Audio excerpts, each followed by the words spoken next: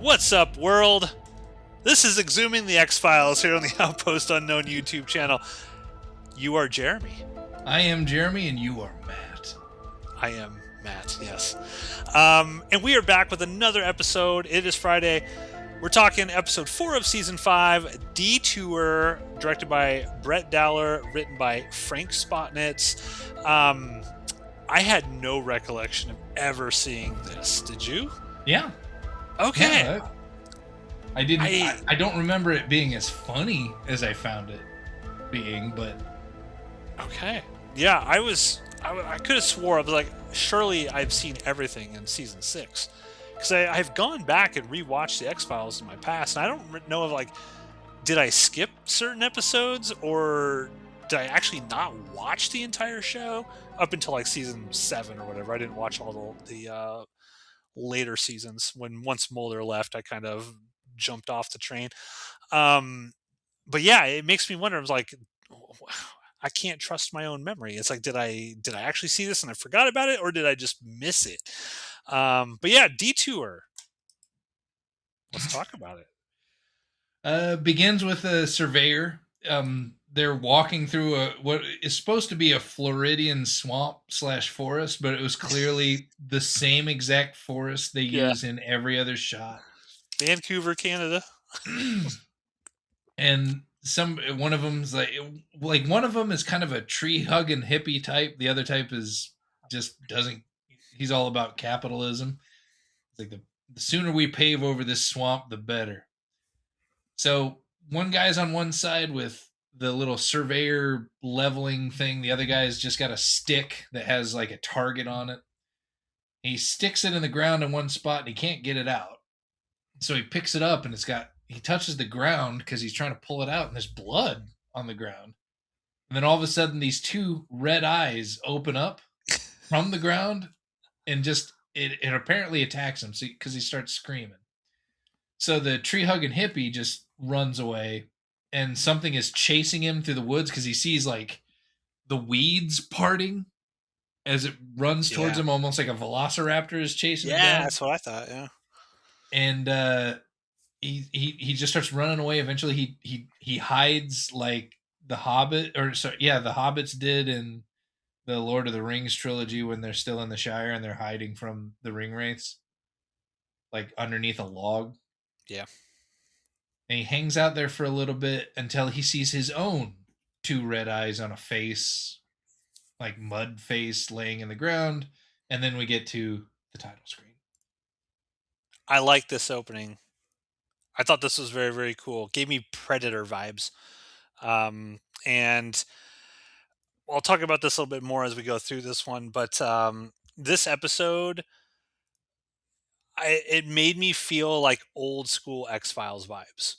And I don't know if it was just a Monster of the Week type thing component to it or whatever.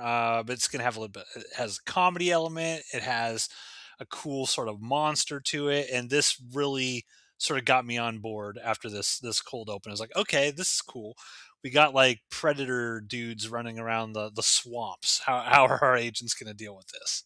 It was definitely an episode that didn't take itself too seriously, and those Monsters of the Week ones normally do. So yeah, it was super good. Oh, well, not super good all the way through. It was enjoyable all the way through, but the end made me laugh as the hardest any episode has ever made me laugh, and I can't wait till we talk about it. Okay. So after the title screen begins with a hunter, the son, and their dog. And I guess he's teaching his boy about hunting. So he's like, let the dog run. You know, he's gotta flush stuff out for us to shoot. And then they stumble upon the surveyor equipment. The dog finds something, just starts barking like crazy. So the dad like leaves the son or brings the son over to where one of the two guys had died, and they just see this shredded, bloody jacket. The dad is immediately freaked out. He gives the dog or like they collar the dog and he's like, hey boy, you need to run away from here and run home. Like don't get in the vehicle, just keep running through this forest until you end up back at the house. No matter don't what stop. You hear. Yeah. And then he loads up the shotgun with 20 gauge bird shot. I think that's what which vice president had shot? Was it Cheney? Yeah, he got shot. Shot shot It, that other guy with yeah, 20 shot him in the gauge. face. Yeah, and it didn't kill him. That's what he was loading up his shotgun with. As the kid's running away, you hear two shots, and then that was all that he had in the shotgun because it was a side by side breakaway shotgun. And then it cuts to four FBI agents in a car talking about going to a team building seminar, and Mulder just wants to die. Yeah. He's like, just kill me. Like normally when this happens, he gets out of it by saying that his hemorrhoids have flared up. And This is so funny. he's making jokes about stuff that Well, these agents, you got to set up these other agents. I can't remember what their names are. But these other agents are like, oh, it's Michael and Carla. Or Carla Stone Cipher is this agent's name. Hilarious. Um, they are like those people I have met. Like, okay, I've been working in the government for many, many years. I have participated in these team building exercises of things. There are people that take these things very seriously and they get very excited to take part of it. Like in the car, don't they say something like, "Oh, we're going to like stack chairs on top of things and do all this stuff." I have seen these types of people. They exist in the wild. They are very excited to participate in these sorts of things for whatever reason. But I identified with Mulder more in that scene than I've ever identified with him in this show. Because yeah, it's awful. his leg was caught in a trap and he was fixing to chew it off just to Yes. escape.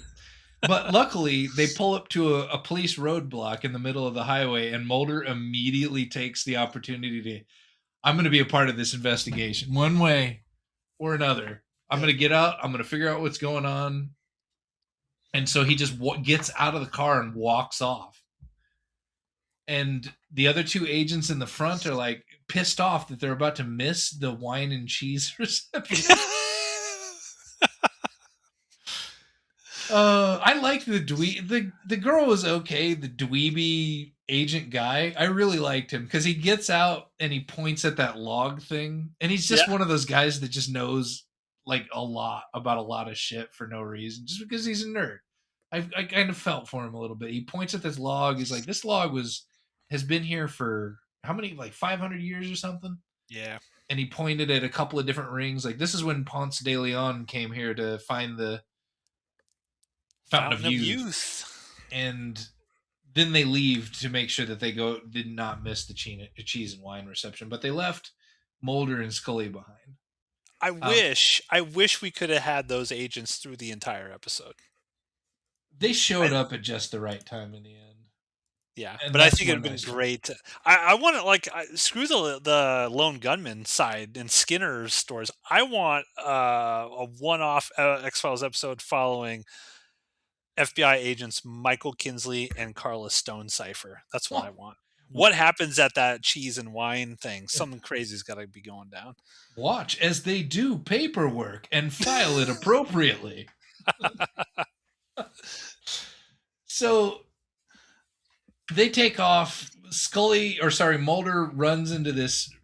Who was the redhead? Like, she was not dressed like a cop. She wasn't dressed like a search and rescue. She had a search and rescue badge on her right shoulder. Okay, well, she's fucking walking around like she's, she's police. That's one of my notes, because she's like, we don't need the FBI or whatever, acting all like hot shit. And because Mulder makes things, I was like, oh, you got to know any motel rooms around here? And she's like, we don't need the FBI. We can handle this on our own. I'm like, you're just search and rescue. That's what the badge on your arm says. You're not a cop at all. At least maybe I don't know, man. But I think he was also hitting on her, and she just let it fly right over her head. Felt like it. Yeah. He had like a little grin on that his sleazy Mulder thing he's got going on. So but finds out that the whatever track they had left a track that's neither man nor animal. And that's when he asks about the hotel room, because that just seals the deal for him. It's like, all right, I'm not going to this Yeah. thing. I belong here. And so Scully's trying so hard to get him to go. she does. She's trying to soften the blow all the time. Like, it won't be so bad. Yeah, yeah. And then he has that great line where he's basically like, "See, Scully, we don't even need the team building exercise. You already know exactly what I want," or something like that, and walks off. And actually, Alyssa was down here when I was watching it, and she actually started laughing when he said that. I was like, "Perfect Mulder line." This episode brought me to the glory days of X Files. This is what I want in my X Files episodes. It was good. It's Mulder acting sleazy and Scully not being so anti the truth that she just kind of bumbles along and lets it happen. It was good. Yeah. So cuts to out of the blue, just cuts to the kid that had to run away with the dog, and he's talking to his mom, and he's like, "My dad isn't gonna make it back," and she's like, "Why do you think that, honey?" Like, dad is a really good shot, and mom asks him to be brave. And I wrote that normally we'd never see the victims in these stories ever again, unless they're fixing to become victims themselves. Yeah. Good point. So we get back to the hotel room. Mulder was Mulder trying to tune in? No. He was going over different predators Yeah. of not only just Florida, but the entire North American continent, trying to figure out which it was or what would be causing this to happen. And Scully walks in with like these little plastic bottles of wine and a plate of just cut up cheese, because she apparently was really looking forward to the wine and cheese reception too. And by God, she was going to get just like a little bit of it. Yeah. And she makes that great line. She's like, "We're breaking FBI protocol with two agents in the same hotel room," or something. And like, Scully really wants to just have some cheese and wine with Mulder, and Mulder So, immediately ditches her. yeah, And he's I like, she's like, "We need to work on our communication." He's like, "I'll I, be back." yeah, I wrote the line. He's like, he leaves Scully alone in his room with some wine. What a dumbass! Yeah. This is just like when he interrupted her taking her shirt off 2 episodes Yeah. ago. Like, what are you You know, doing? well, you know what Alyssa said when she was watching this? She just goes, "Fine, more cheese for me." Oh, there ain't no love like self love, brother. So cuts back to the dog and the son. He's barking like wild. Mom's trying to figure out what's going on. So she just lets him, this dog, like rabidly barking at a door. He must have to poop. So he lets him take off into the night, and she decides to go outside to see if, you know, what the dog ran into the bushes about. And instead of getting attacked by a red-eyed person, she just turns around, goes back to the house, and finds that she's locked out of the house, and she loses her shit. Oh yeah. Like, the dog, yes, is barking. She hasn't seen anything. The dog isn't whimpering or anything like that, but she, like, how have you ever locked yourself out of the house? I think yeah, yeah, once. Did you lose it like that? No, You sure? 100% positive. Yeah. I kept my cool. Like, for some reason, she just loses it, and then the kid Well, she wakes might up. still be kind of traumatized because her husband just disappeared. Was kidnapped, whatever, and she can't get to her kid, so she might just be freaking out because she thinks, well, someone got in there, locked me out, and is going after my kid. No, No, go I'm not what? selling you. No, Okay, I tried. I'm Leave a trying. comment down below, folks. Would you freak out? Or would you just go on break?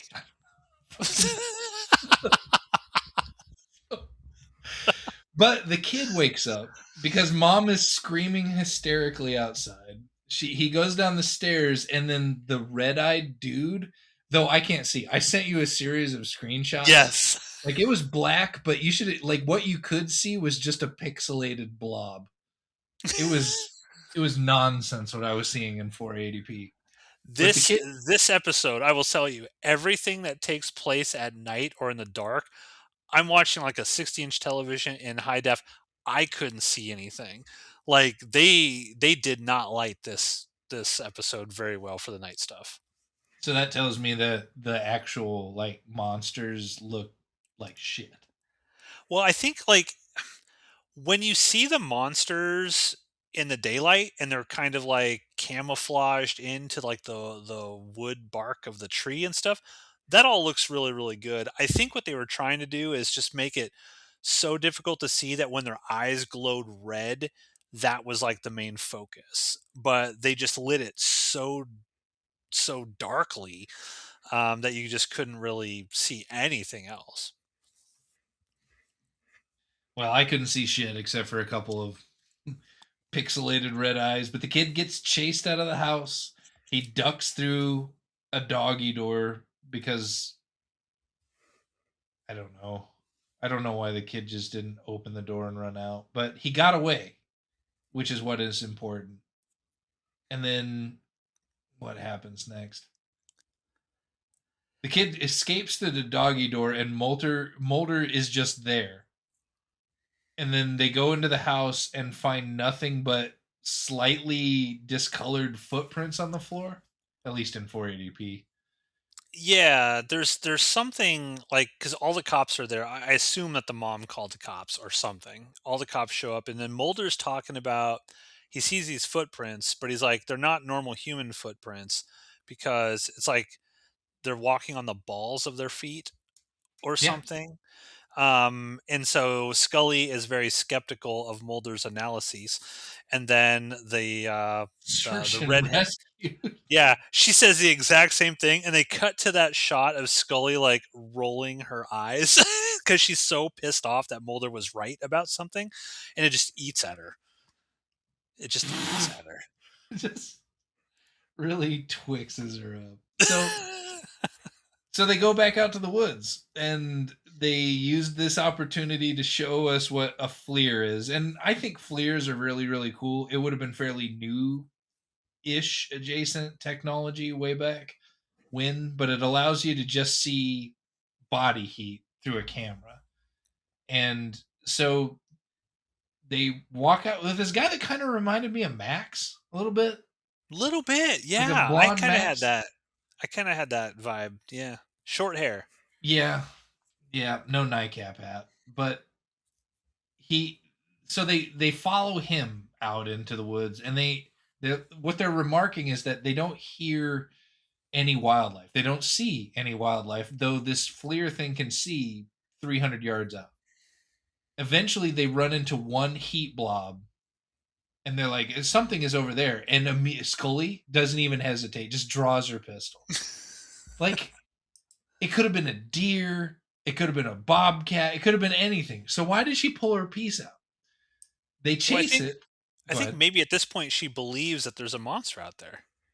I'm sure Mulder has told her the story of the titty squatch, and she's probably a little concerned about what she might find.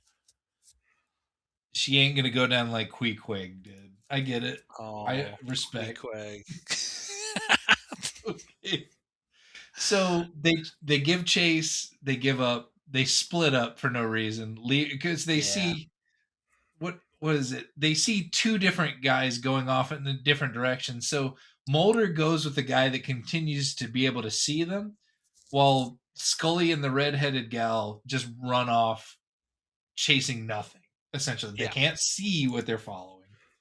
It was kind of There stupid. well, there's a whole sort of like thing that we haven't really discussed where Mulder's trying to deduce what type of like predators these things are. And he realizes like, oh, well, was it like they're going after the strongest in a group rather than the weakest in a group. And he's like, that doesn't make sense. A predator would go for the weakest in the group rather than the strongest. And Mulder's figuring out, oh, well, they're peeling us off, right? They're getting us split up in order to do X, Y, and Z. Um, and so I think that's kind of why why they sort of randomly split off is the idea is like these monsters, these creatures, these things that are in the forest are directing them to kind of do that or causing them to do that. Well, then why did it go after the boy? Was the boy? See, that was the interesting thing about I thought when I was watching this, like we were going to get some sort of reveal that one of because they said there's only two of these creatures out there.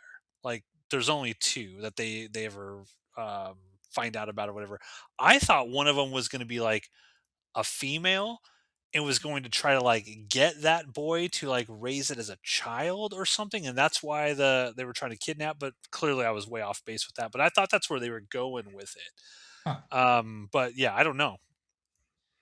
Well, at least they didn't like get a weird scene where Mulder fell over in a cave on his back and then decided to almost get seduced by it, like he Yeah, had that cave woman a couple of seasons ago. yeah, titty squatch. Was that Titty Squatch? Yeah, because remember She that was so beautiful. they thought she was the Jersey Devil, but it turned out it was just titty squatch. And there was that great line where Scully's like, keep fucking with me, Mulder, and I'm gonna make you wish that, or I'm gonna break you like that Beast Woman did, or something like that. I think he would have just like Do it. laid, yeah, like unzipped his fly and said, "Do your worst." Break me. Break me. So what is it? They separate. Eventually, the redhead and Scully stops running. Um, what? Where was my notes? There's a lot of weird stuff that happens here. Like Mulder mentions at one point that it's the Mothman. He thinks it might be the Mothman out here Oh in these yeah, woods that are doing it. Now, I will say that made me smile because I love the sort of history of the Mothman. I am also, much to the chagrin of you probably, I'm an avid devotee of Fallout 76, and the Mothman is a huge part of that game. There's like locations. I want to go to West Virginia at some time just to go see the Mothman. It's on my bucket list. But I thought I was like, oh sweet, these things are actually going to be like Mothman like type cryptid stuff. Turns out that's not what happened. But they're running all over the place, and I cannot remember like which people get picked off in which order because that's what happens. They start dropping like flies. And Mulder wants to look for this redhead. She gets caught first, right? Disappeared, it and does. then But they stop in this clearing, and I wrote a note. It's like this is a perfect moment for those two redheads to just crazy les out, and it was just a missed opportunity. That's where my mind was at this point in the episode. But they that's why you start, don't have that webcam. It all yeah, comes right. back around. Because I have my own DoD agent just watching me constantly. But they turn around, they start making their way back towards where the Fleer guy and Mulder ran off to, and she just disappears. Just gets like she falls to the ground or something, but just vanishes off the face of the earth. So Scully pulls out her gun and just starts shouting for Mulder. I think the Fleer guy, no, they end up meeting up, and then they The see Fleer one of guy them. runs off, right? Doesn't he just run off on his Well, own? eventually, because the Fleer guy's Okay. like, we need to leave and go get backup, and Mulder's like, no, we don't. Yeah. But Scully's like, yeah, we probably should. And then they see one of the dudes. Scully like pulls out her gun. I think she takes a couple of shots, and then the Fleer guy just sprints off, and he gets Yeah. sucked into the ground too, or falls over, or whatever happens to them to make them disappear. Um, what is it? Mulder has this weird. They see another one, and Mulder just charges straight at what Yeah. seems to be the predator at this point. He sees an invisible man hunkered down by a log and just starts blasting it. What did the effects look like in 480p? Did they look cool to you? I wouldn't say it looked cool. It looked like what Predator looks like when they play it on TBS back in 1994. I mean, it still looks cool. Um, It was cool to me. I thought it looked cool. I was like, man, they did a pretty decent job with the effects here. But it was very Predator-esque. Like when you watch the first Predator movie, there's that moment where he's completely cloaked and then his eyes like glow yellow. And in this one, the person's like completely cloaked, but his eyes glow red. It's cool. Trust me.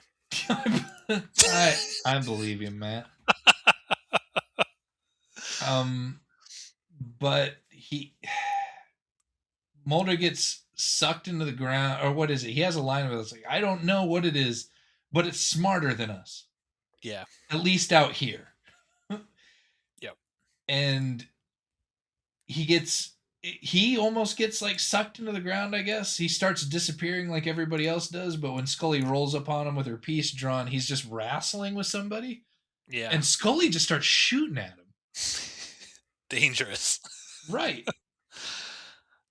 But he gets messed up. I guess he starts going into shock. It's nighttime suddenly, and he's like kind of cracking jokes while You know Scully what is this trying. Go you ahead. know what this reminded me of? This reminded me exactly of that scene in Quagmire when they're trapped out on that quote unquote little tiny like island, and it turns out that they're like 20 feet away from the shore or whatever, but they're having that sort of conversation with one another where he starts saying like jokes and then she starts getting super serious, and then comedically it all sort of ends. Yeah, it was kind of like that because Yeah. she pries apart a bullet with her bare hands to use the gunpowder, and I don't in 480p she did not get the fire lit. She snuggles up In to. 4K she did not either. Oh, okay. Um, Mulder, he has this great line, um, where people that are cold need to be naked inside of a sleeping bag with somebody else. It is the best way to warm somebody up. And she's like, well, maybe if it rains sleeping bags, you'll get lucky. She snuggles up to him next to a log and starts badly singing him Jeremiah Was a Bullfrog from Three Dog Night. My mom used to sing that one to me, so I was like, oh, that's so cute. And apparently it was. This scene is why I love the X-Files. I love this whole sort of scene, these little interactions between these characters, where the fate of the world is not at stake. It's just them, Mulder being funny and goofy, and Scully trying to be serious, and just these little moments. This is a moment that did not need to be in this episode at all, but they put it in because it's good and because it works. I agree. It was cute. And the Red Eyes decided not to attack, apparently, because she was singing Jeremiah Was a Bullfrog. So good for her. The following morning, as Scully is running around with a fistful of berries, Andor was Oh, taking a shit. Mulder's freaked out. He's like, Scully, and she's just got a mouthful of berries. Huh? You never left my sight. She's just out there foraging for berries in the forest. I would not leave my wounded partner, Jeremy. If you were like seriously wounded, and we had invisible creatures out in the woods, know that I would not leave you to go eat some berries. Well, I want you to know that while that warms my heart, I would completely understand if you didn't do that as long as you were on break.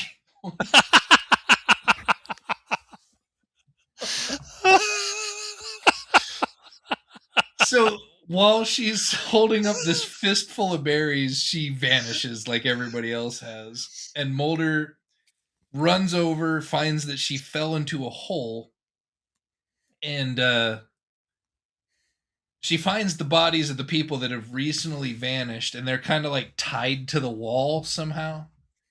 Yeah.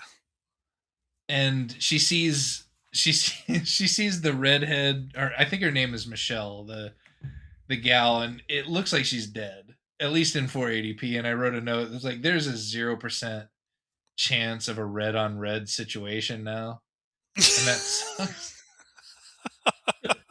And that sucks. So Scully doesn't know where, and then all of a sudden, a couple of red eyes open up at the end of a tunnel that leads away from her. And I thought that kind of looked cool.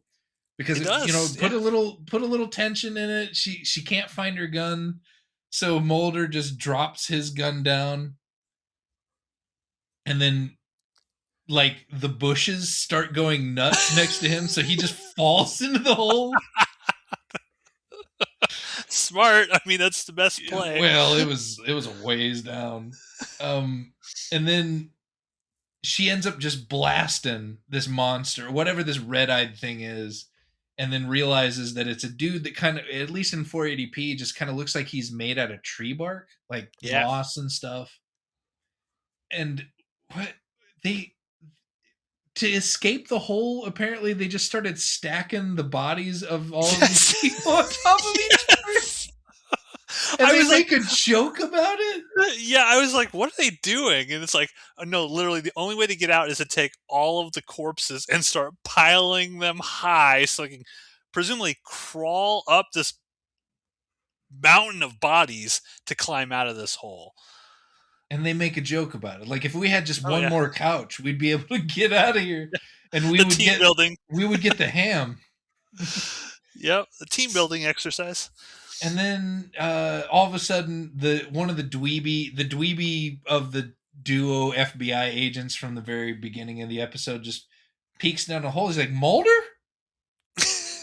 And so they get them out. Apparently, everybody survives Yeah. because the dad with the shotgun, he's alive. I guess the redhead is alive, so Yep. maybe They're not a all alive. 0% chance.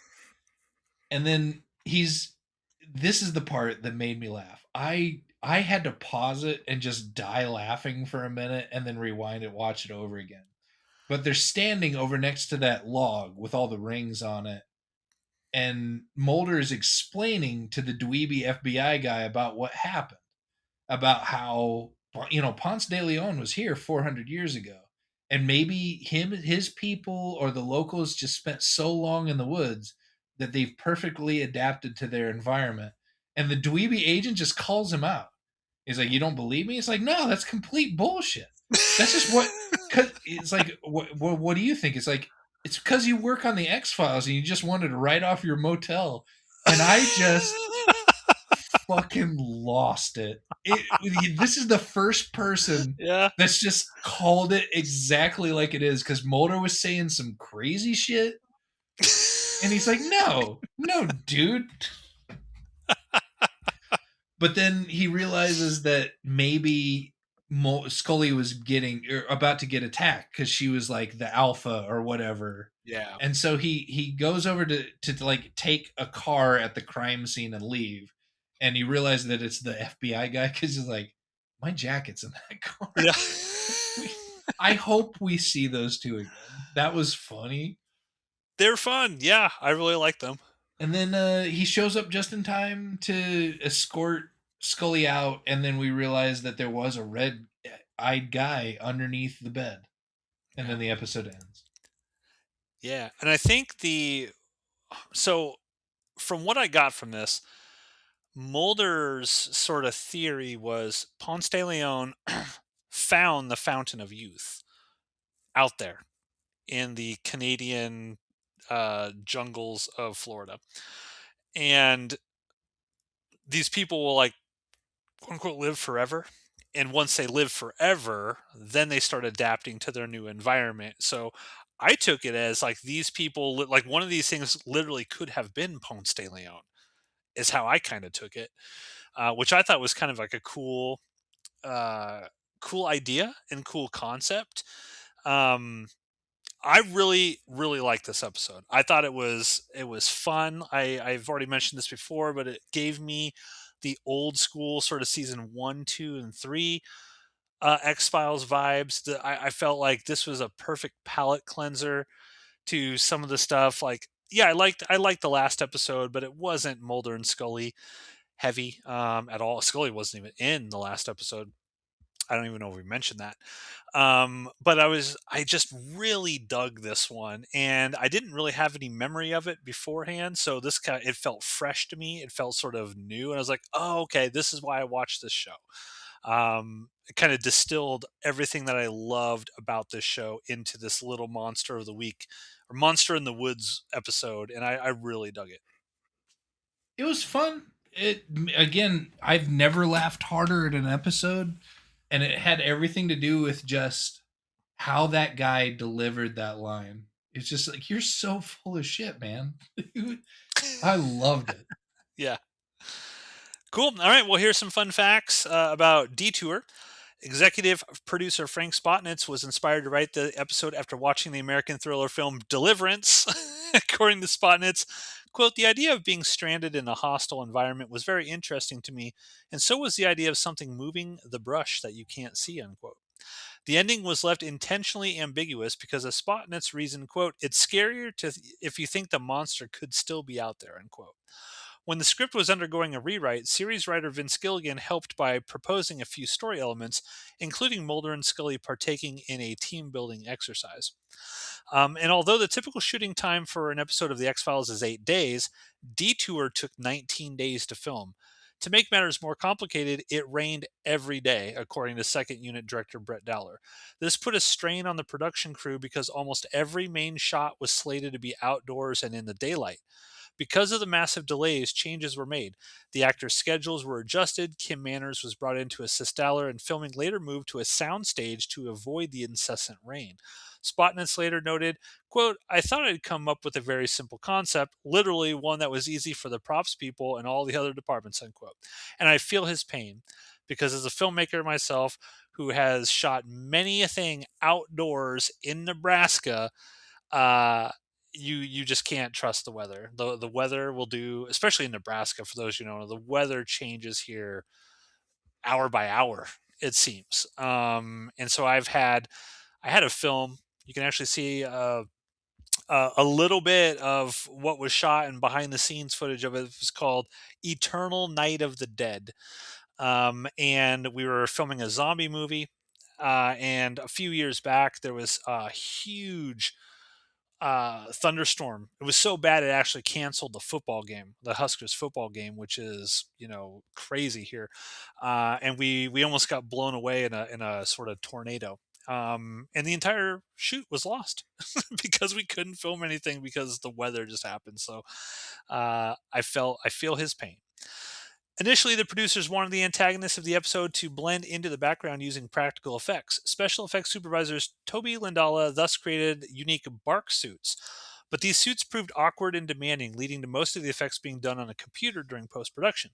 Visual effects supervisor Lori Calson George was tasked with creating the glowing red eyes of the monsters, which she created by merging various eyeball images, including shots of her family's dog, to achieve the desired effect. The famous sleeping bag / joy to the world exchange between Mulder and Scully was shot indoors, much to David Duchovny and Gillian Anderson's relief. Singing Joy to the World, Jeremiah was a bullfrog to Mulder is one of Gillian Anderson's favorite moments in the entire series. And Gillian Anderson said she deliberately sang Joy to the World slightly out of key, in keeping with her character who, quote, "can't carry a tune," unquote. She says she can sing a lot better in real life. And lastly, and I had no idea about this, have you ever heard of the tail hook? I guess I don't even know what it's called. Like the tail hook event, Jeremy, that happened in the '90s. The tail hook event. Yeah. So this piece of trivia was Mulder's line says, "quote, try any of that tail hook crap on me, Scully. I'll kick your ass," unquote. And Mhm. I was like, what the hell is tail? I didn't understand it when he said it. But the trivia says it's in reference to an incident that took place between September 8th and 12th in 1991. It was the Tailhook Association Symposium Conference in Las Vegas, Nevada, in which more than 100 U.S. military officers allegedly sexually assaulted at least 83 women and 7 men. I have never heard of that in my life, and I looked it up. It's on Google. It's like, or on Wikipedia. It's an actual thing that happened. I have never even heard of that. You would think that that would be like a major thing. What? Tailhook Association Symposium, 1991. Wild. So, but yeah, that is our look at Detour. Please hit that like and subscribe. We will be back next Friday with the next episode. I'm feeling good now. I'm back on board season 5. The next episode we're going to be talking about is the postmodern Prometheus. And I already know spoiler, I love this episode. It's one of my favorite X-Files episodes in general. So I'm back on board season 5. Do you remember what that one is all about, Jeremy? The postmodern Prometheus? No. Oh, good. Goody. Can't wait for you to watch that one, because the next couple that are coming up are fantastic episodes. Get on the trolley with us. Hit that like and subscribe, and we will see you next Friday for more Exhuming the X-Files. Catch you later.